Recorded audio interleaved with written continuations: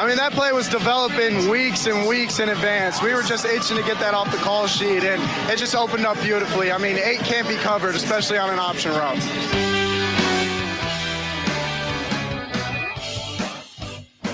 Well, good afternoon, everybody. Welcome in on this Thursday, the 13th of December. Hope you're doing great. Dennis Fithian with you here.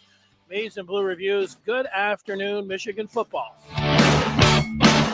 That's Michigan quarterback J.J. McCarthy on MGO Blue, talking about Captain Ronnie Bell. Can't cover Ronnie Bell on an option route. He's talking about that laser that he threw into Bell for a touchdown in the Big Ten title game afterwards. Maybe one of the best throws. No, not maybe. One of the best throws that J.J. McCarthy made all year long. Yeah, welcome in. Hope everyone's doing well. This is a little bit of the calm before the storm. And I don't know if it's a storm, thinking about the bowl season kicking off Friday, because I've been doing a little bowl prep myself on some of these games, the Wasabi Fenway Bowl and the Jimmy Kimmel Bowl. And I'm looking at these, and even when you do your research, if you're researching all these bowl games and, you know, who's opting out, who's hitting the portal, you know, you look for previews, pretty scant, you know, previews out there. Gambling sites are all about it. Like, they're going to tell you, you know, this team and that team. But other than, you know, just like some real, like, hey, here's a preview of the game, you don't have many of those going on. But, you know, it's, I guess it's it is the official start. If they're starting with the first of 41 coming up on Friday. We do have quite a few things Michigan-wise to get to today. We'll tell you about that in just 1 second. I just want to tell everybody that there's always one. Might be listening to this or watching this for the first time. You say, hey, Michigan football talk, college football talk. You say, yeah. We're here live weekdays at 1 o'clock talking about the latest in Michigan sports. We get to some other things. You know, 99% of the time it's Michigan talk. But, you know, Michigan's even across the country, you know, you're going to talk about Michigan with them being, you know, one of the 4 teams left in the college football playoff. So Michigan's hot right now. Michigan talk is very hot. Before we start the show, I want to recognize the passing of Mississippi State head coach Mike Leach. And Mike Leach was great for the game. You know, I was thinking about it today. You know, Mike Leach, he'd been in the news the last couple days, a heart attack, and, you know, it was a dire situation and everything. And then I learned early this morning that he passed away. But, you know, I never rooted for any Mike Leach team. I never met him. And yet, if you're a college football fan, you know, you have a connection. He was great for the game. He was, Mike Leach, one of a kind, and he will be missed. And as a college football fan, you know, the heart goes out to his family, and condolences for his family and friends, and really for all the college football world. So we all had a connection to Coach Leach. And, you know, he loved college football, and that's what we're going to be doing today, is talking a little college football. And let's get to that. We will, well, that's part of what we're getting to. Let's get it from the top here. Is well, let's see. We got biggest catch of the year. That we will get to, best and or biggest catch of the year. We also have some portal news, and we ask you the question: is this season a great season? No matter what. Now, I'm going to let you think about that for just 1 second. Because when you ask a question like that, you say, yeah, duh. I mean, Michigan's won back-to-back in the Big Ten. And, you know, what are you talking about? Of course, it's been a great season. And I don't disagree with that. It's been a great season right now. It's been a great 2 seasons. And yet you still have to think about, and it's not, me trying to, inject anything, negative in or anything else. It's just, where it is right now with Michigan. Is this a great season no matter what. Well, it has been a great season. It was a little bit like after Michigan beat Ohio State. It's a great season. They're undefeated. They beat Ohio State, and then you heard for the the next couple of days, myself included, like Michigan's a lock. They didn't have to win the Big Ten title game, and they were still going to the college football playoff. And it was like, wow, that's they don't even have to win the Big Ten title game, but it was like they want to win the Big Ten title game, and they still could have ended up having a great season. It's like Ohio State. Ohio State has had. You've talked to an Ohio State fan. If they had a disappointing season, certainly they were not only disappointed, distraught. I mean, it was absolute devastation in losing again to Michigan, and then here they are rising from the ashes, and they get another shot, and they end up getting to the college football playoff. And if you're an Ohio State fan, it's weird to think about that. I know, like you're an Ohio State fan, they could still have a great season if they won 2 more games, and that's where you're at with Michigan. Not that it's is it always pass fails? Is it always the greatest or the worst? No, it's not like that. There's some nuance there. There's some people that put it like that. You either win it all or it's a complete disaster. And look, if you live like that, you're always going to be mad. You're always going to be frustrated. You are always going to be disappointed because these things come around once in a generation. I'm talking about a shot to win it all. Maybe it happens a little bit more frequently, and that would be good. But that'd be my advice. Don't in college football.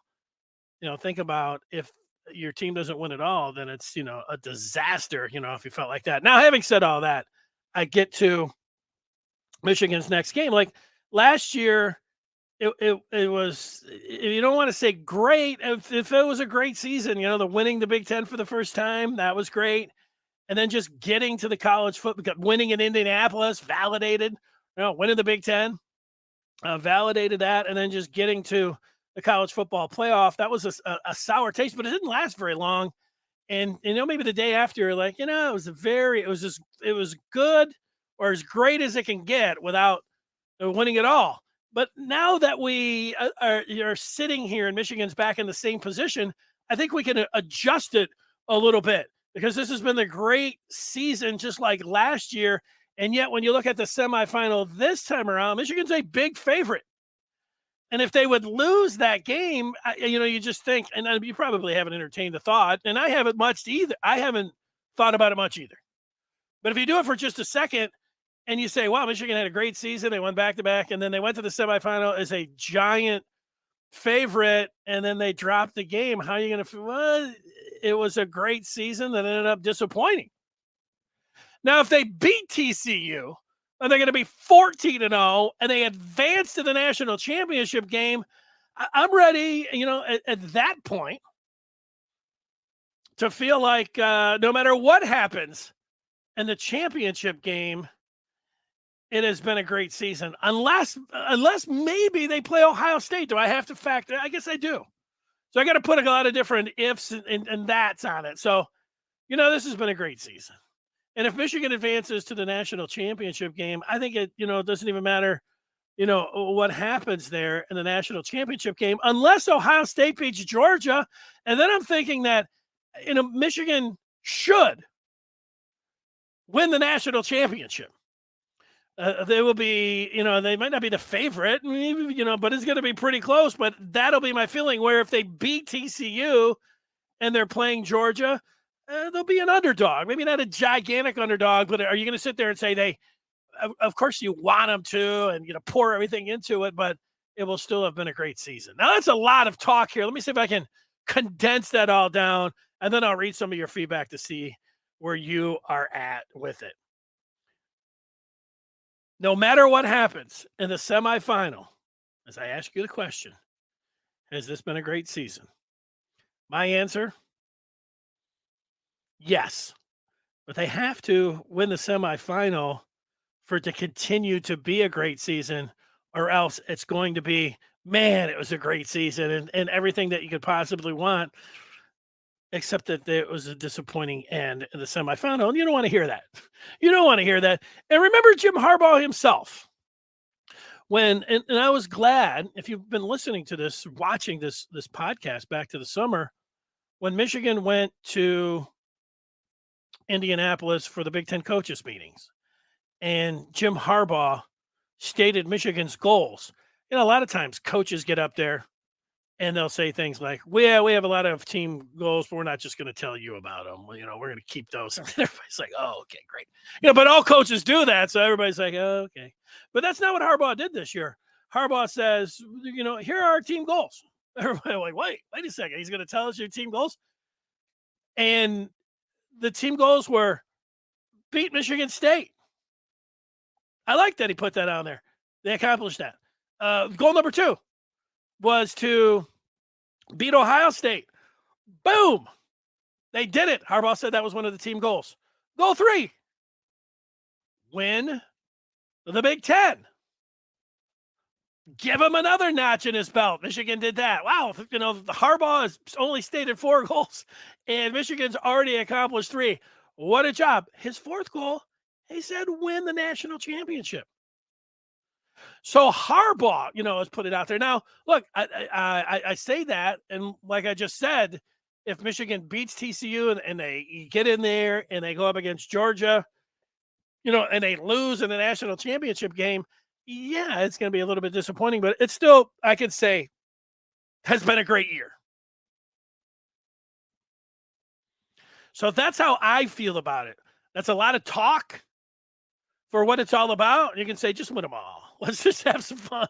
We got a little time between now and New Year's Eve. What are we sitting here on the 13th? So we've got, 18 days, you know, still to, you know, chew the fat and talk about the semifinal.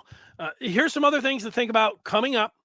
We will talk about, I asked you the question and you just think about it. I was able to think about it for a long time.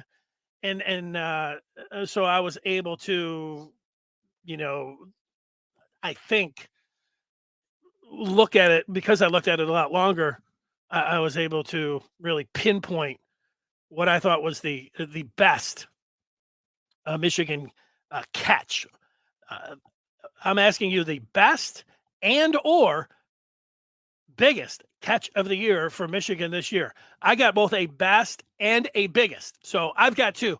You got one and one you're thinking about? I'm interested to hear that. That's coming up. We'll get to some portal news as well. But the first question, which might be tough to give feedback on, is this been a great season no matter what?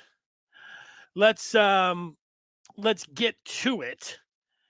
And we start with Riley, who says, when I was in school at Michigan, I remember thinking all I wanted was just to beat MSU and OSU, and any season we do that is a great one.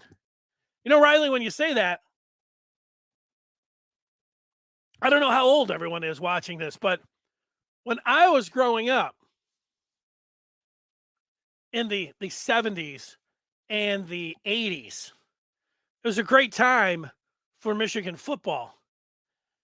But there would be critics of the maize and blue, and one would be my dad, who would always say, yeah, Michigan's great, but Bo only cares about beating Ohio State and winning the Big Ten. So, and he used to always say that.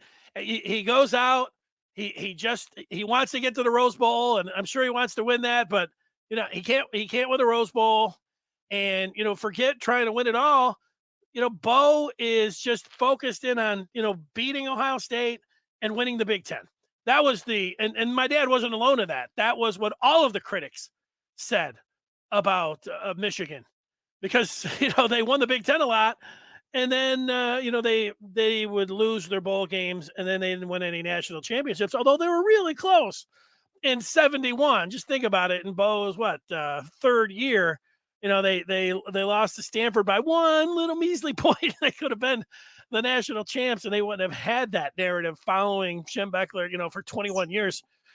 That wouldn't have followed him around. But, the critics were so loud. I mean, they had a point. Usually when, your critics just nail you on one thing constantly, and they usually have a point on that. And they had a point. Like, Bo didn't win any bowl. He didn't win any Rose Bowls. You get where, you remember some of the games and everything else. And I can remember, like it was yesterday, of Bo finally, winning the Rose Bowl for the first time. He beat Washington, I think. And it was one of the greatest victories in Michigan football history, because it was like what everybody said, man, Bo will never win the Rose Bowl. And then he finally did. And, you felt great. It's weird. You feel great for yourself, but you actually felt better for Bo than you did for yourself. And you felt great for Michigan. And, because you're a fan. And, for me, I don't even know, was I 10 years old or something like that? That's when you're like the biggest fan in the world. And, I felt great for the coach being able to get his first Rose Bowl. But that particular thing, people would continue to use that against Michigan. They only care about beating Ohio State. They only care about winning the Big Ten. And Bo would get asked that a lot. And he'd always say, I can't control winning the national championship because, the media is voting for it. And he can't control the press. So he didn't want to put that as a goal for his players because he couldn't say for sure, but he could have been pretty damn sure. Like he said, look, if we win all of our games, we're going to be the national champs. But Bo would never put that as a goal for his team because it was out of his control. Winning the Big Ten, beating Ohio State was in his control. So we get I think that's still, for if you're older, still in the back of your mind. If you're a loyal follower of the Maize and Blue, like, yeah, it's pretty important. Like, and we saw Harbaugh's first 7 years without, Harbaugh is a great coach. When Harbaugh came in from the pros, you couldn't have asked for anything better. People say there's a home run. This was a grand slam hire. A Michigan man coming back to coach Michigan, a guy who had been to the Super Bowl. No coach with the success in the NFL would go back to college. Plenty did it the other way around, but nobody won. Jim Harbaugh had the success in the NFL and went back to the college. And everybody's like, this is going to be great. It's going to be awesome. And then it was pretty good, except, as you know, there was no wins over Ohio State. I said 7 over 6. Because obviously the 7th year, he did ring the bell. That was last year. And then he rung it again this year. But you just remember the first 6, and then, they didn't play a 6th one. I say technically, they didn't play a 6th one, so 5. Could you just imagine what it would have been like if there would have been a 6th? You probably don't want to imagine it. But that whole thing, it's about some of that old school thinking creeps in when it's just like, hey, win the Big Ten, beat Ohio State. Go to Indianapolis now. And it was only like last year that I would have been sitting here saying, look, it's not really realistic until Michigan, unless the rules change, and then they have changed, but, more on that as we, continue on with the name, image, and likeness.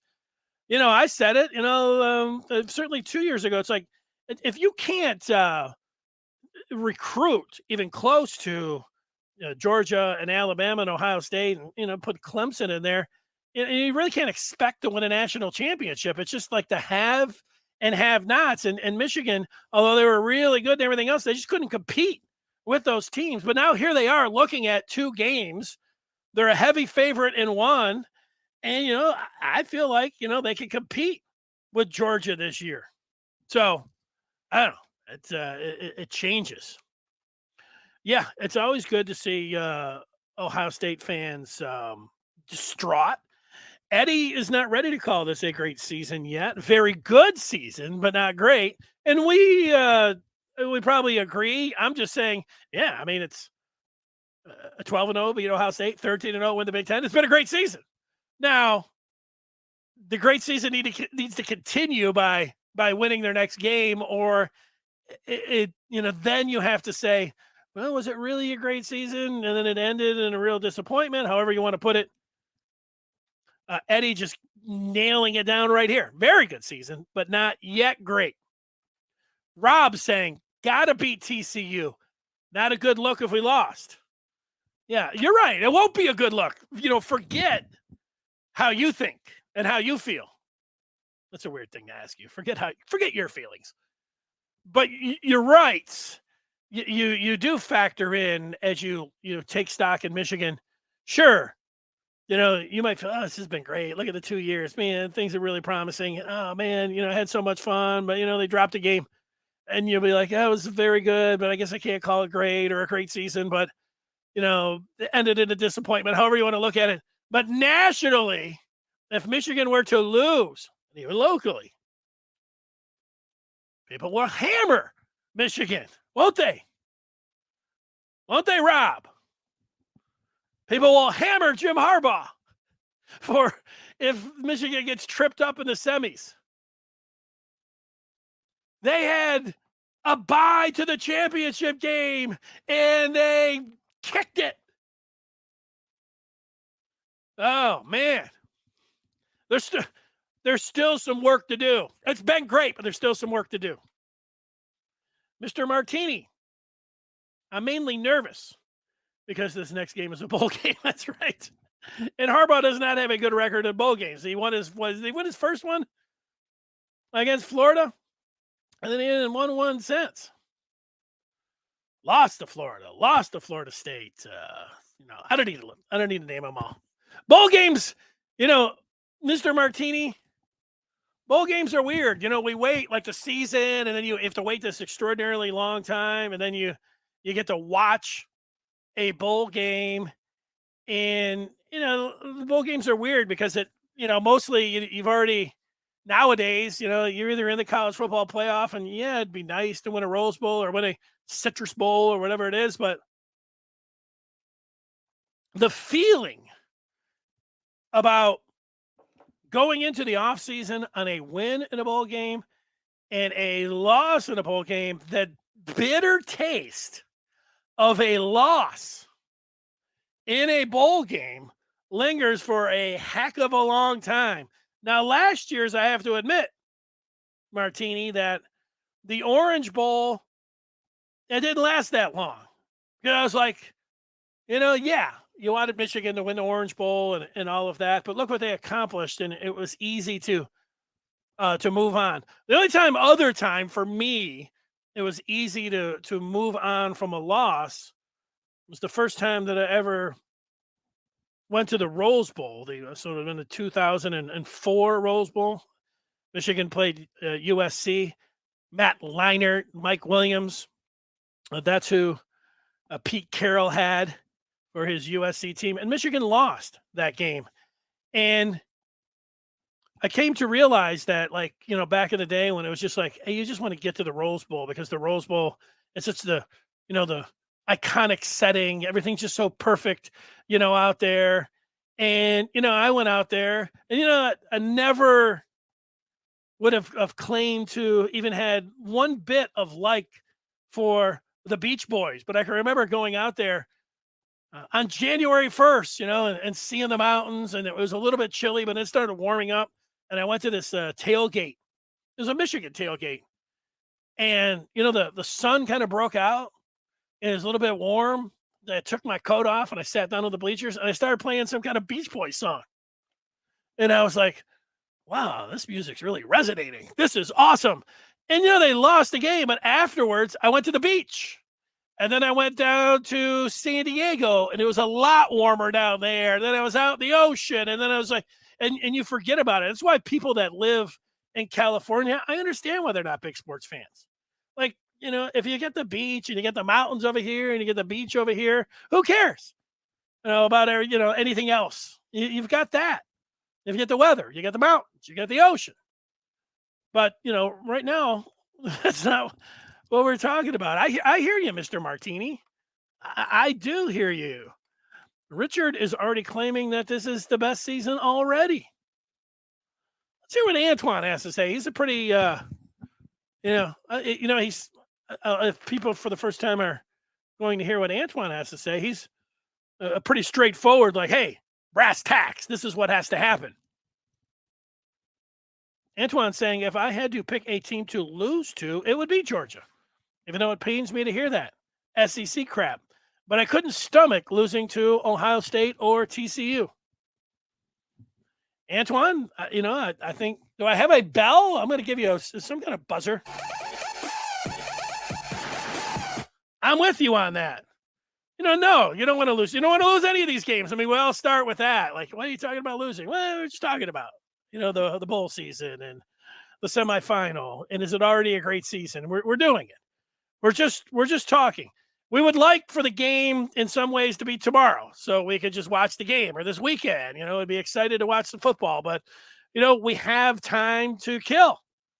And, we like talking about Michigan, and we are going to talk about the best and the best and biggest catches of the year straight ahead. But right now we're just asking you,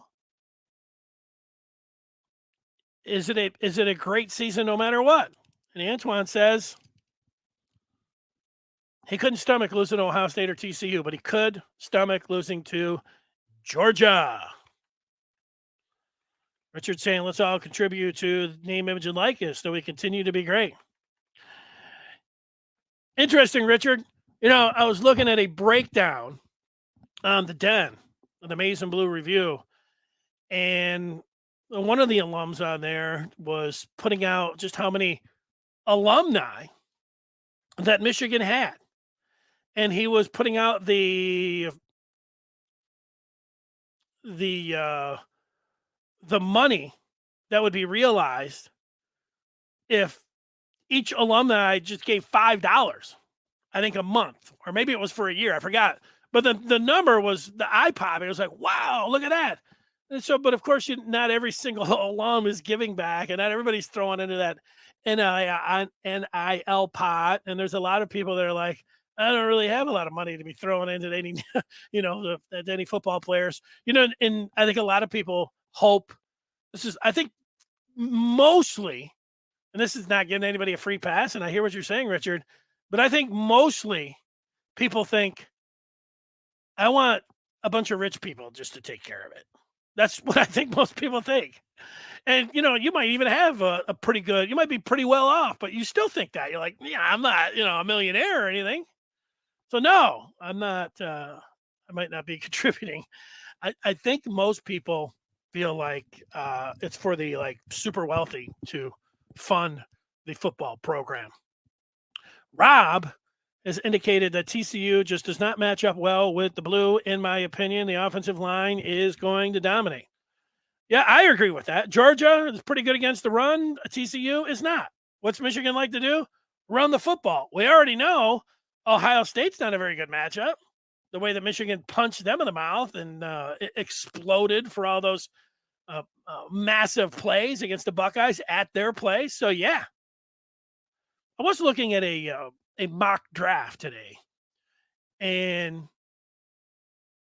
while I wasn't surprised that the Jordan Addison, the wide receiver from USC, was mocked in the first round, and I wasn't surprised to see Jackson Smith, the Jigba from Ohio State, being mocked in the first round, neither of those guys were the first wide receiver in this NFL mock draft that I was looking at. The first NFL receiver taken off the board was none other than Quentin Johnson from TCU.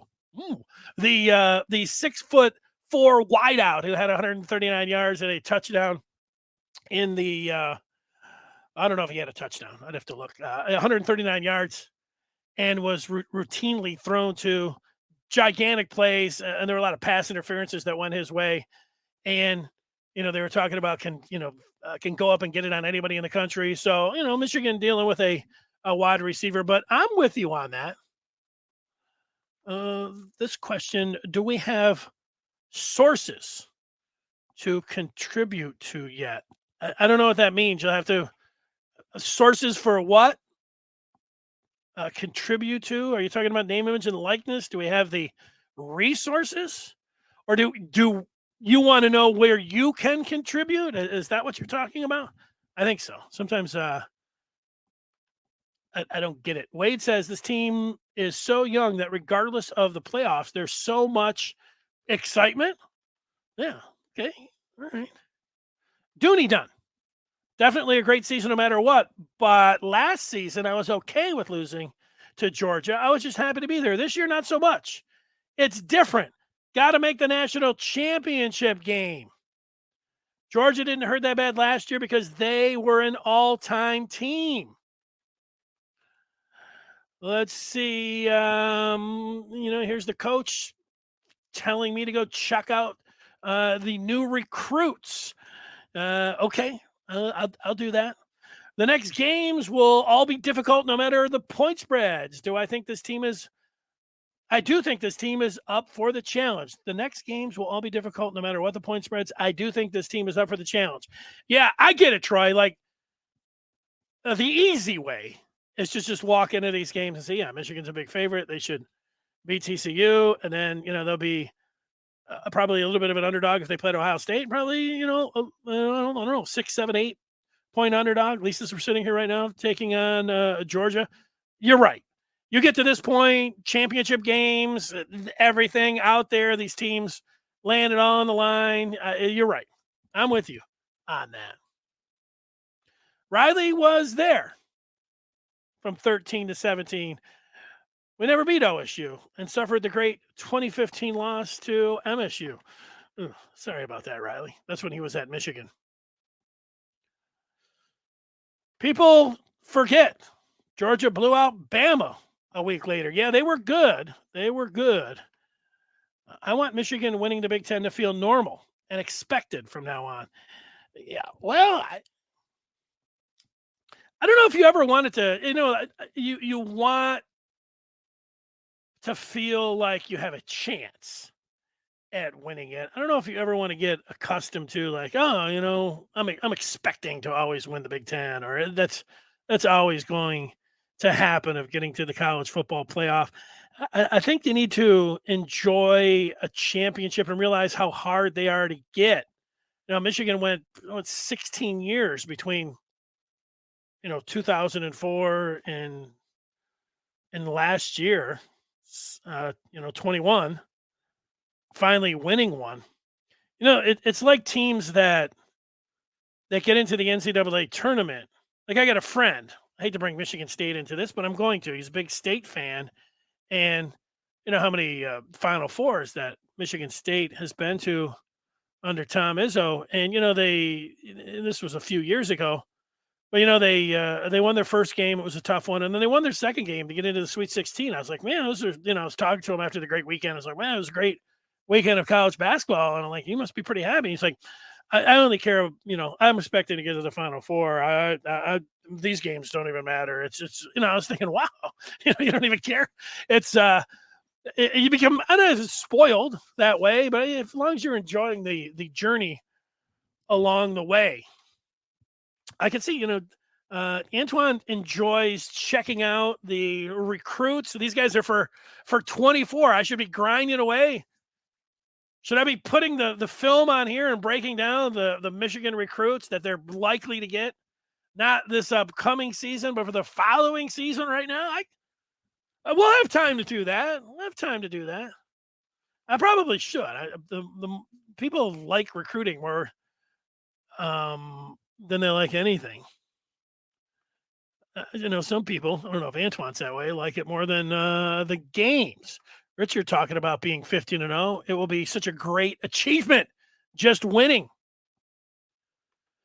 Big Ten was always at a disadvantage playing in California or Florida for the bowl games. Yeah, I don't know why Florida, because they're playing the Florida teams.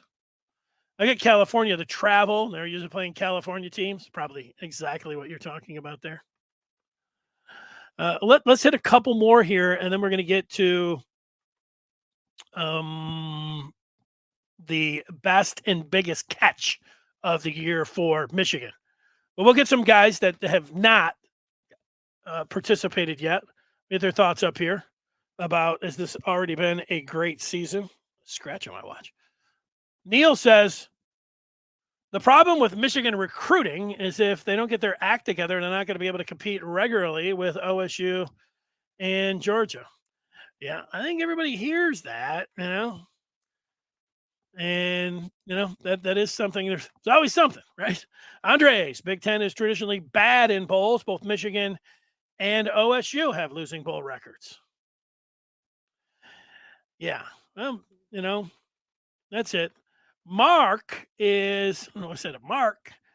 Michigan is the most complete team in college football. Ohio State and Georgia are great teams with a bunch of overpaid independent contractors trying to work together with frequent disruptions to team synergy. Michigan is the most complete team. They play together. All right, Mark. Hey, Mark, I'll remember that. I'm going to put a little star next to it. Let's see. I just did.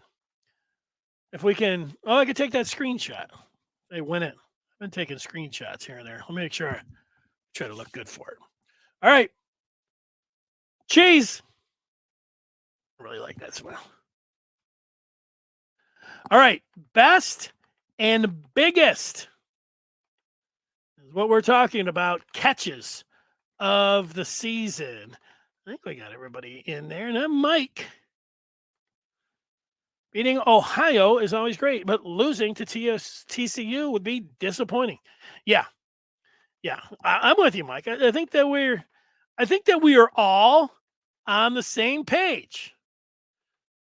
Except Jesse. He's already donating $5 a month. He started last month. If all Michigan fans and alumni donate to a collective, Michigan would generate millions of dollars for its players. There you go. Jesse says, get out there and smack it down. Throw your $5 down to a Michigan collective that goes to the players. You know what I think? Another thing that they need to do, Jesse, I hear what you're saying. And this is before I get to the next, the biggest and the best catch, is that, so you're giving to the collective, but then you have to trust that, like, all right, they've got $1 million. What are they actually doing with $1 million? You're trusting whoever's running the collective to say, okay, we're spreading it out evenly to the team. Is that really what you want them to do? Do we know automatically that it's earmarked just for football? Like if I was giving $5 out, nothing against it, or if I was just a basketball fan, I said, look, I want this to go specifically to basketball. I don't know if you can designate it that way. That would be a nice thing to know. It'd be nice to have that cleared up. It'd also be a nice thing to know, say, look, I would just like this to go right to Donovan Edwards.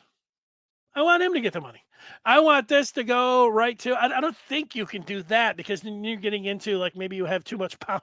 Like, but you could advertise, you can pick the player. Can you pick just for the $5 and where you can tick it off? Maybe on the form where you're giving the money, it says just to football, just to the offensive line, somebody specific. Maybe it says on there, and they already have that. That would feel like it would make you feel more comfortable. I think sometimes, like when you're donating a charity, you're just like, oh, hey, this is great. You're going to help whatever charity, and then you're like, you read afterwards, like, yeah, they give 40% to the charity, 60% is going in their pocket.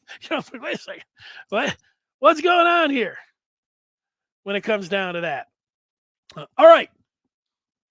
Best and or biggest catch of the year. We went through this 13-0 semifinal championship game. And now, before I tell you what I think the biggest and best catch of the year were, I want to remind you that this holiday season, if you're looking for something to give to the Michigan fan in your life, and that could be the one that you're looking at in the mirror, why don't you go ahead and give yourself the gift, your Santa Claus, and you're giving your own present. I like that. I like that you give your own present to yourself. It's kind of like, handing your wife over, $100 and saying, I really want these nice shoes. And then there on Christmas Day, you open up the package and it's those shoes. You gave it $100. You're like, oh, what a great pair of shoes. This way, You give yourself the gift of the Maize and Blue review this holiday season. You know exactly what you're getting, and you open it up today. You can get in, go into MichiganRivals.com. If you look at the scroll on the bottom of the screen right now, for those of you listening on the podcast, I will read it to you because there's a good offer going on right now. You give yourself the gift of the Maize and Blue review. You can get premium access for a full year for $22. Use the code MBR Holiday. That's MBR Holiday. All right. The biggest and best catches of the year. I've got two. I thought the biggest catch of the year was in the Ohio State game. Now, Cornelius Johnson had a 75-yard touchdown in the first half. He also had a 69-yard touchdown. Which one was bigger? You know, these are tough. He said they're all big, man. There's so many big plays, so many big catches. I will go with the first one, the 69-yard pass from J.J. McCarthy. Michigan really wasn't doing a lot in the first quarter. They were facing a 3rd and 9. The rush was coming at J.J. McCarthy as he was backpedaling, and he whipped the ball over to the left side, and Johnson was able to catch it, make a move, and then have big-time yards after catch, sprinting down the sideline for a Michigan touchdown. We all know now that broke the seal, and there would be many big plays in the game. There was another one forthcoming from Kojo. Donovan Edwards had a 75 and 85-yard big play in the second half. Loveland had a 30. There were touchdowns all over the place, big plays at Ohio State as one of the big factors in the game. They couldn't stop the gigantic plays. But to me, the biggest play of the 2022 Michigan football season was the 69-yard catch and run, Cornelius Johnson from J.J. McCarthy. Now, the Colston Loveland catch in the first quarter of the Big Ten title game, I am going with this being the best catch. So I've had the biggest. Now I have the best. And let's just take a look at it. JJ, there's two men down there. And he puts it right on him, and he goes up. Oh, what a catch. Loveland goes up, snares that one between two guys. It was a rocket, and he is able to hang on to that one right at the goal line. To me, that's going to be the best catch. And yeah, did the circumstances help that it was in a championship game in Indianapolis, that it was the first score of the game? All those things factor in.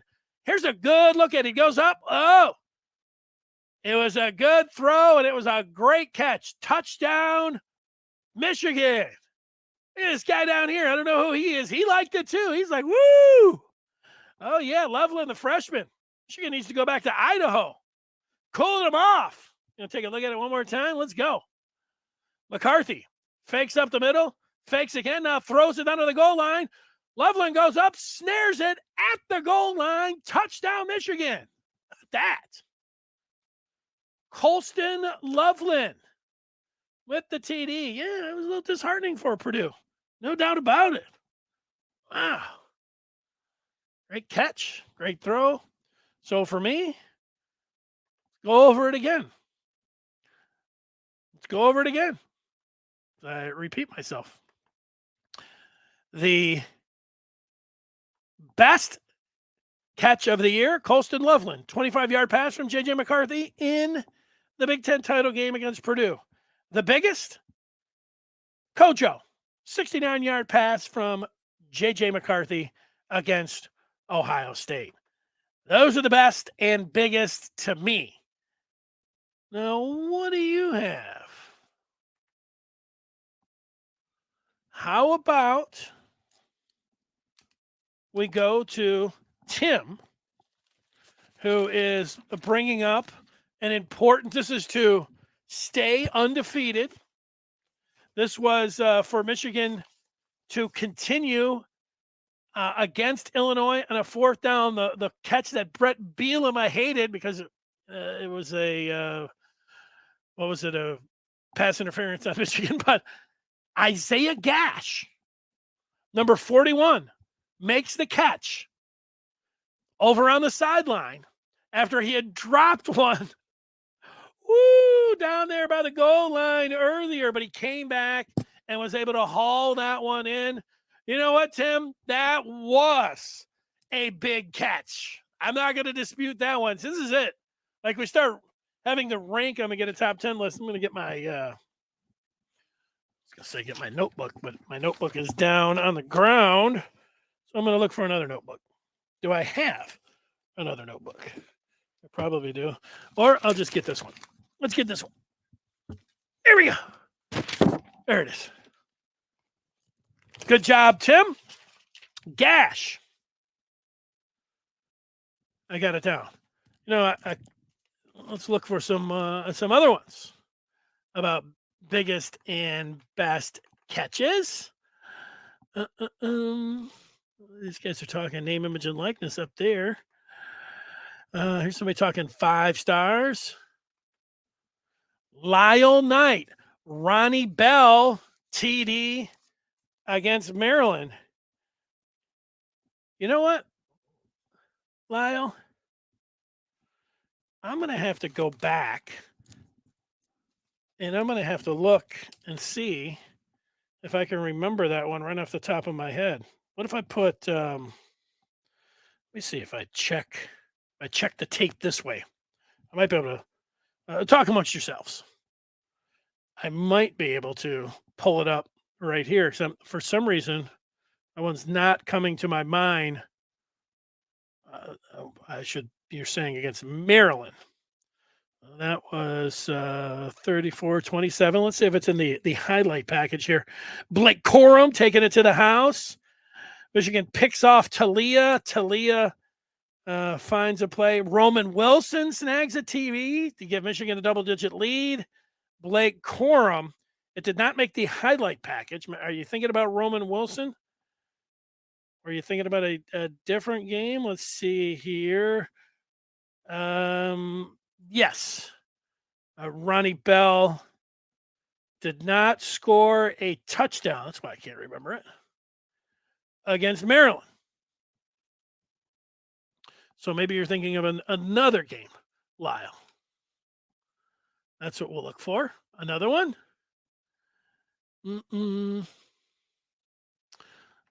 Ooh, Richard. The best or biggest play of the year was the jump pass. That jump pass is a very interesting one to me. And I think it's a great one. The most memorable. Is it the best? Biggest? I would put biggest. I mean, that situation. Michigan going for it in that situation. And then calling upon a linebacker to throw it blind over the middle. And it worked out. I was talking about a little bit this with Scarcelli, and I don't know how you guys look at it. And there's a part about this that, we're fans. We're into it. We probably know more than most fans because we're just every, second thinking about Michigan football. And, we listen to podcasts, we watch VCasts, we listen to people break down the plays, where we know the analytics, we know all these different things. We're a much smarter fan than from 10 or 20 years ago, just in general. And then with Michigan fans, the one thing about so if things don't work, you criticize things, as a fan. And I just think about, these, that jump pass and, a couple other plays that I've criticized Michigan for in the past. And I think about this Lions season. And I think about Thanksgiving where the Lions had a 3rd and 1. And there was, was it about a minute to go on the clock? And so if you throw the ball on the 3rd and 1, this was on Thanksgiving, the Lions against the Bills, and you don't complete it, the clock stops. And that's exactly what happened. Jared Goff went back. Even though he had his receiver, he overshot him, didn't give him a chance to play on the ball at all. And you left whatever it was, 40 seconds, I don't remember exactly. It was under a minute. And so the Lions kicked a field goal to tie the game up. And people were hot because they're like, well, what if, the Bills, you've left them enough time. You left freaking, the Josh Allen of all people, enough time. And that's exactly what happened. He made a huge play down the middle of the field to Diggs. Bills kicked the walk-off field goal. They're eating turkey. And the Lions got skewered. All right, the Jared Goff, well, you realize you can't put him in a big spot like that. That's the difference between a great quarterback and an average quarterback. Dan Campbell rolls the dice, clock management, a joke. Is ridiculous, everything else. And there was some truth to that. He took a shot. You take your shot that doesn't work, something like that, especially when, you're leaving time and you lose like that, you got to take it. And then, this past week for the Lions, you had Dan Campbell in his own end in a 1-touchdown game on a 4th and 7, faking a punt. Faking punts in your own end takes a lot of guts because when it doesn't work, but if you have the look, and they had the look. I mean, he didn't just get 7 yards; he got like 50 yards. So it ended up being a great call. So I go all the way back, and in that game, Dalvin Cook, who is one of the better running backs in the NFL, certainly one of the most accomplished, running backs. Still, I mean, he's a really good running back, one of the best. They ran a jump pass down to the goal line where, if there's been 50 jump passes in NFL and college football history, 49 of them have taken place down at the goal line.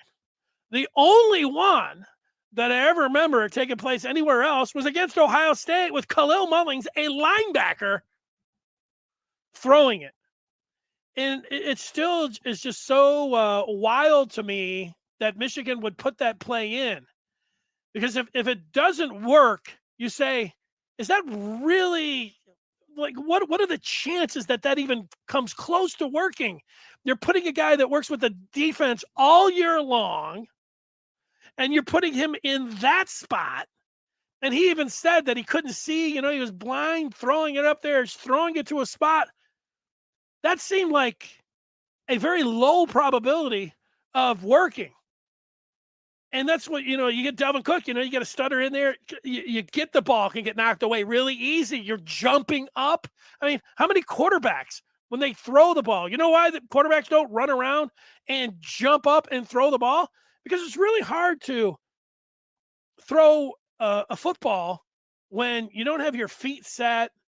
And that's why running quarterbacks, because they're throwing off platform and all this. I know there's guys that are getting better at it. McCarthy's pretty good at it. And Patrick Mahomes is great at it. It used to be before Patrick Mahomes that you didn't like all this sidearm and off platform stuff because guys couldn't throw accurate enough passes. So now you've got a linebacker jumping up in the air, throwing a blind pass in an Ohio State game. I still can't believe it, Richard. I really still can't believe it that they would, one, put that in, and two, put it in with a linebacker. I think they said, just like with that Isaiah Gash play, that they had that in for Corum. And so, these guys got no work at it. Gash, like, for a couple plays in a practice. I mean, how many? He was the 4th or 5th string running back. How many plays were they putting in practice where he could have run that one against Illinois? I don't know. I don't know how many plays. How many can we even guess? How many times would he even have been able to run that route? Are we talking about 5 times? Once? How many times did Kalel Mullings practice that? And so you're gonna put a jump pass for the first one ever outside of any goal line package against Ohio State. That took incredible. Maybe that's what you have to do. You roll the dice, and if they come up, then you're gold.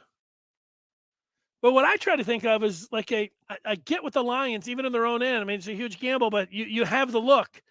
I want to hear more from Harbaugh. How Mullings was big. He's 6'2". He can really throw the ball, but jumping up and doing it against Ohio State, that was the best play. Certainly shocking, surprising, all of that. But does it go down as one of the biggest plays, certainly. Put it on there.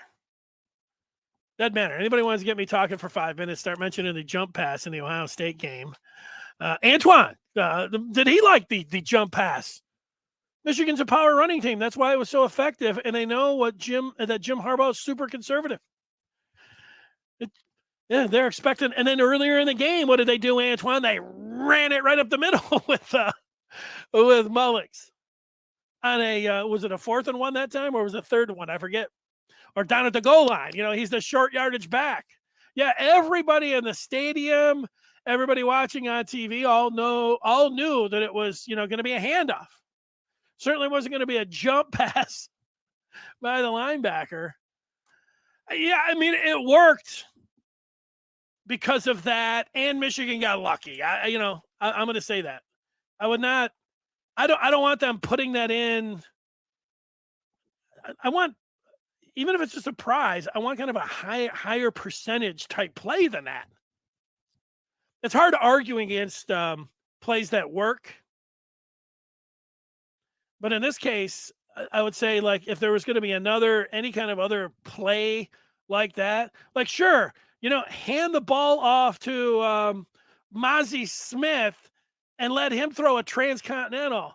Nobody would be expecting that. Once in a while, man. Yeah, no, people are talking about the jump pass right now. It was a bad throw. I don't know. It was a good enough, like the blank saying it was a bad throw, and certainly didn't hit him in stride, because I think you're right. It would have been a TD.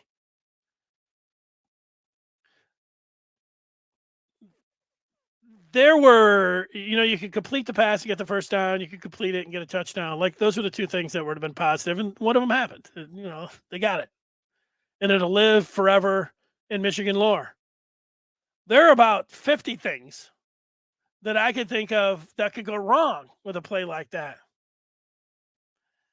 None of them did. We saw it. The next time that I saw it was just this past Sunday at Ford Field with Delvin Cook down on the goal line. You know what he did?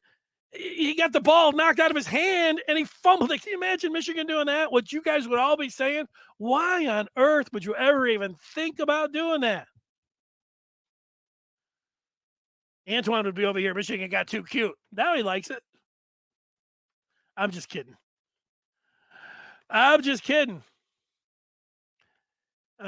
Mr. Martini, the jump pass goes down as the most unlikely play call in the history of Michigan football. Let's be honest about that. Here's a what if by Mary. If Georgia were to defeat OSU and Michigan, what then? Well, what then? The SEC, Georgia has been paying their recruits for years with name, image, and likeness. They've been in first. They already have a system set up. They just get a continuation of being able to, get great players. And, if you want to recruit with the big dogs like Georgia, you better start, paying guys to come in with signing bonuses, or, it's going to be like that for Smart and company going back to back, being on top. I'm not thinking about that right now, Mary, but that's what's going to be said. There's some truth to it. Blank loved the jump pass. The coach loves the ultimate chess match. You think how hard Ohio State was playing goal line defense on normal plays. Oh, yeah. At least Todd is, he liked it, and, he's with me a little bit. Love to play, but he's never one that he wants to see again. I'm with you on that.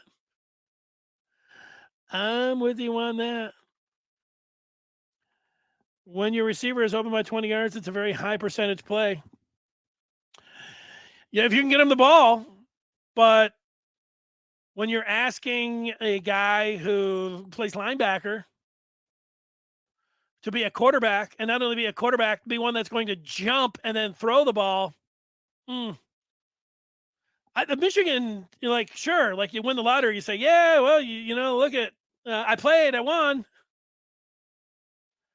I don't know, like I hear it, and maybe this gets back to just my my overall conservative nature when it comes to gambling or odds or predictions or whatever.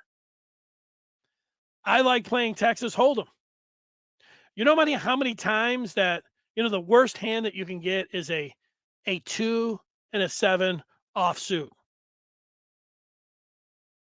You know how many times I've been sitting there where it's a tournament play, and I've got all these chips, and I peek down at a 2-7, where I thought, let me just take all my chips and just shove them like into the middle in a super big spot. Zero.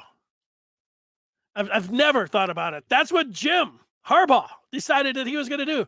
He peeked down and said, I got a 2-7. Shove.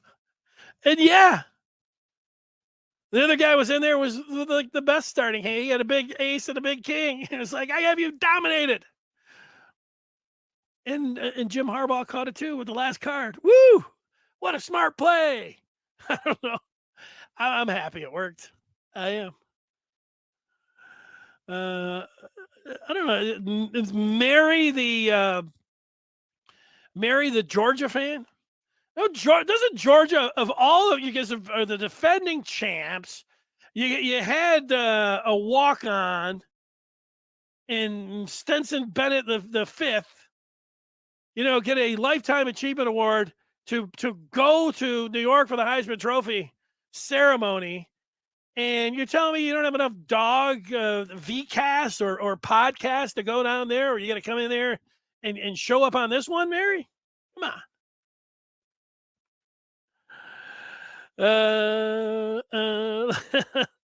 Autocorrect is killing me, Mr. Martini says. Well, we're not talking about all time, but maybe I was saying is the all-time play. Elvis Gerbach throwing to Desmond Howard 4th and 1 against Notre Dame. Certainly that took a lot of guts and, them throwing it down there. But you are talking about a guy who was a great wide receiver and a great quarterback. And in, throwing the ball into the end zone, yeah, it's not the highest percentage on a 4th and 1. I get that. But that would have been like Desmond Howard going under center, splitting Elvis Gerbach out, and then having Desmond throw the ball to Gerbach, and Gerbach laying out and catching it against Notre Dame. Everybody was like, wow, I never saw that coming.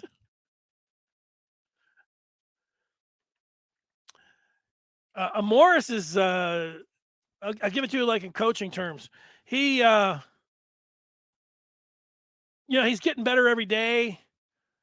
He's, we're hoping to have him for the semifinal.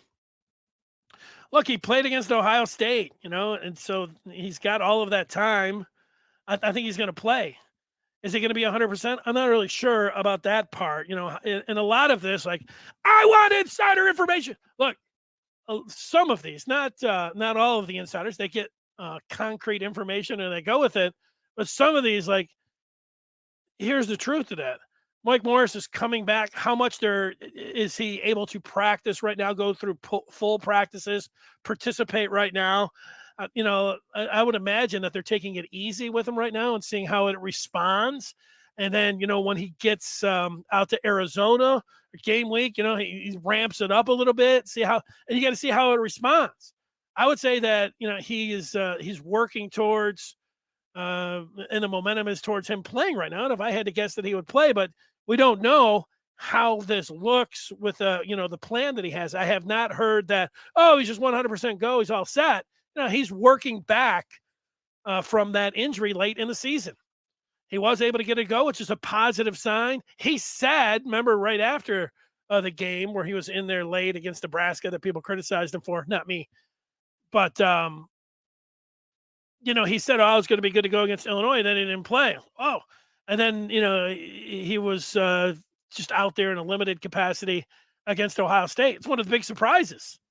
Michigan was able to win that and play as well as they did defensively, and then have arguably their best defensive player.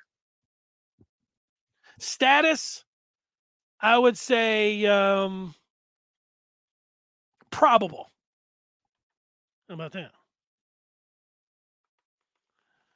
Blank like the. I don't know what this means. Okay. Tendencies. Yeah, tendencies. Football is a game of tendencies. I'm with you on that. I'm not. Willow, it's about being trained. The kid wouldn't make a snap judgment like that. Great plays in the history of Michigan football. Certainly Wangler to Carter. We were talking about, and I think it's my fault because I was giving you the best and biggest plays this year, and then when it got to Mullings, I said that's one of the greatest trick plays. I think it is the biggest trick play in the history of Michigan football. And then people are just coming up with big and best plays in the history of the game, which, like I said, I've led you astray that way. I mean, there was no time. It was the last play of the game, the Wangler to Carter. So there wasn't anything tricky about that, but it was one of the best and greatest plays in Michigan history. That's true. That's for sure. And yeah, I mean, I get trick plays. I get like when they ran, they threw the ball to Donovan Edwards last year in the Big Ten title game, and he threw the pass. Like, he was a quarterback, and Mullings, can throw the ball, but the whole thing about let's have, like even if it was JJ McCarthy, let's say, let's sprint JJ out 10 yards to the right, let him throw the ball underhanded across the field for 30 yards. And let's see if he could connect with a wide receiver. He could probably do that. It's kind of this was like a circus play. A lot of things can go wrong when you're throwing off platform. A lot of things can go wrong when you are asking a guy that is not a quarterback to throw the ball. A lot of things can go wrong when you're asking a guy that's not a quarterback, that's a defensive player and has been playing there all year long to throw the ball. A lot of things can go wrong when you're a defensive player and haven't been throwing the ball all year long, and you're asking him to jump up in the air and throw to a blind spot. Crazy. Insanity. It worked. I'm shocked. Otis is saying that Blake Corum will be back by the championship game if we beat TCU. If Edwards stays healthy, we'll be fine anyways. Hopefully, we can keep the pass and run more equal. Yeah, Otis, the only thing I would add to that is that maybe Blake Corum will be back. That's not 100% sure. I mean, it's right on like the kind of the timeline where he would have a chance to be back. So, yeah, he has a chance. I'm not saying he doesn't have a chance. Would I put it? I would put it less than 50%. Like I wouldn't expect if I was a Michigan fan to see Blake Corum. There's a chance, and I know a guy wants to play in the championship game. I get that. Everybody loves Blake Corum. Yeah, everybody likes him, but there's more of a chance that he does not play. All right, it is this time of the year. The portal. I found a portal and I put it up on the screen. George Rooks, a defensive tackle, 4-star defensive tackle, becomes the 4th Michigan player to hit the portal. He joins Cade McNamara, Eric All, and Lewis Hanson. Now, you would like Rooks. It was just a redshirt freshman. You'd say, there's somebody that could get out there and could get into the 2 deep next year, and could play. But with Rooks, with the way Rayshon Benny has come on, with Mason Graham, with Kenneth Grant, he had guys younger, and then he had guys right there with him that were out into the 2 deep. And this is, if not predictable, it's understandable how somebody could hit the portal. Do you like players hitting the portal if you're a Michigan fan? Did you want Cade McNamara to hit the portal? You expected it. I think you 100% expected Cade McNamara to hit the portal. Lewis Hanson, He didn't play at all this year. And you had Colston Loveland come in as a freshman, and then you had Schoonmaker, and he just didn't look like he was fitting in. So this was 100% understandable why Lewis Hansen would hit the portal. Rooks, this is like, to me, 75% understandable and closer to 100 than it is 50. He didn't see the field much, didn't play very much. He had guys younger than him playing in front of him. It sucks because you thought maybe that he could, be something here and, be patient. And, guys it doesn't mean that when you don't play when you're a freshman or a sophomore or a redshirt freshman that you can't go on and be a star and be a big time contributor, after that. But it didn't happen for him. So understandable with Rooks, understandable with McNamara, understandable with Hansen. All's the one that's still kind of,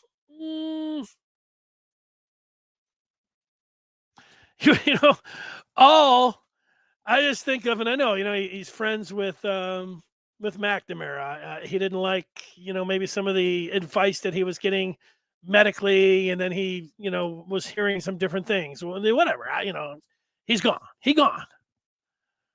But when you think about being a captain, the kind of player that he was last year, and then the way that Michigan uses the tight end, there's no better place, for all of that, to be than in Ann Arbor. So, that one, I don't know if stings a little bit, is the right word. It's a loss, not as understandable. But again, when he puts out things like, his dad, you can't handle the truth or whatever else. I don't know. Okay. We don't know what Michigan's side medically is. We know what he says. So that's what it comes down to. All right. The coach is with me on the portal.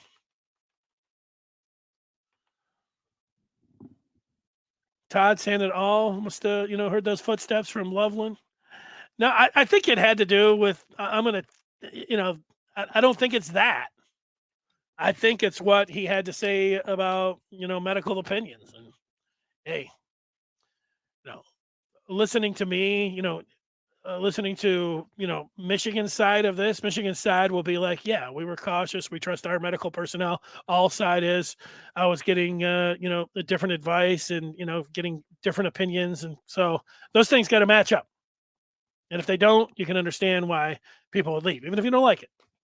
Even when this is a perfect fit, even though when he's had an excellent career here, you get some different opinions and things aren't matching up that way. That's why you hit eject. You don't like to see it. It happens. So, and there'll be more that'll hit the portal, I would think, as we move forward.